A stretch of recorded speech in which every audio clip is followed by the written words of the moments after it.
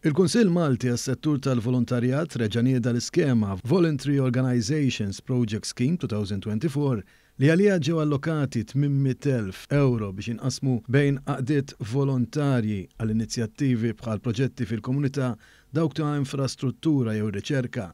Il-proġetti eleġibbli jistgħu jkunu mill-oqsma kollha mis-settur tal-volontarjat bħall-ambjent sostenibbli, l-arti, il-mużika, l-isport, l-edukazzjoni, l-kultura, id-drittijiet ċivili u l-qasam taż-żgħażagħ.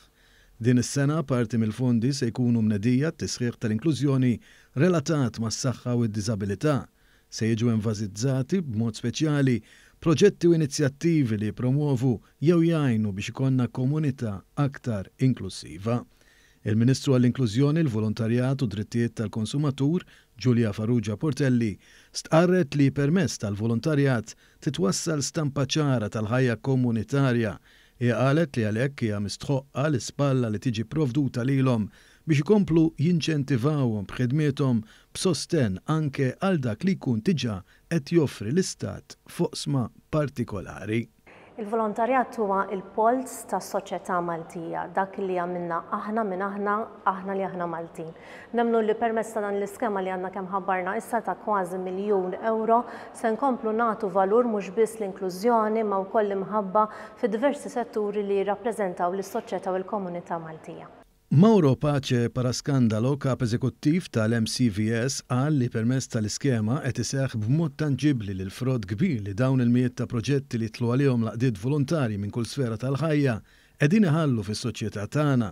Is-sabiħ ta' dawn il-fondi jgħinu lil laqdiet biex il-fondi jkunu ta' servizz fil-komunità u jsostnu dawn il-proġetti tul is-snin. Dan il-fond li qed ikun niedi mill-Kunsill Malti għas-settur tal-volontarjat għat minn sena konsekuttiva, fond illi lan tiegħu jgħin lill-laqdiet biex isibu fondi b'tali mod li jsostnu proġetti li kieku ma jkunx għal dawn il-flus ma jkunux jistgħu jibdew. Imma mhux biss jibdewhom, is-sabiħ tagħhom dawn il-fondi huma li jgħinu lill-laqdiet sabiex il-fondi ikunu ta' servizz fil-komunità u jsostnu dawn il-proġetti tul is-snin. Soup Kitchen OFM Valletta hija waħda mill-laqdiet volontarji li benefikaw mill-fondi VOPS. Permezz tal-iskema jingħata taħriġ lill-volontiera sar xogħol infrastrutturali, manutenzjoni tal-bini u anki pubblikazzjoni ta' materjal informattiv u promozzjonali biex is-servizz jasal għand min għandu l-aktar bżonn.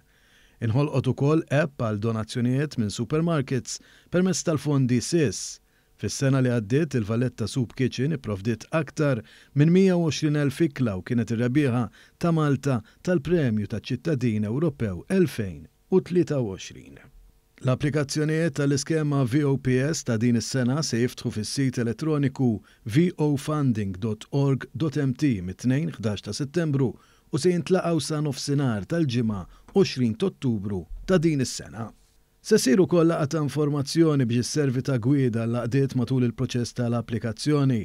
Laqdiet volontari kollha li huma reġistrati u konformi mal-Kummissarju għall-Organizzazzjonijiet Volontari huma eleġibbli għal fondi. Wieħed jista' jikseb aktar informazzjoni minn fuq is-sit uffiċjali maltacvs.org.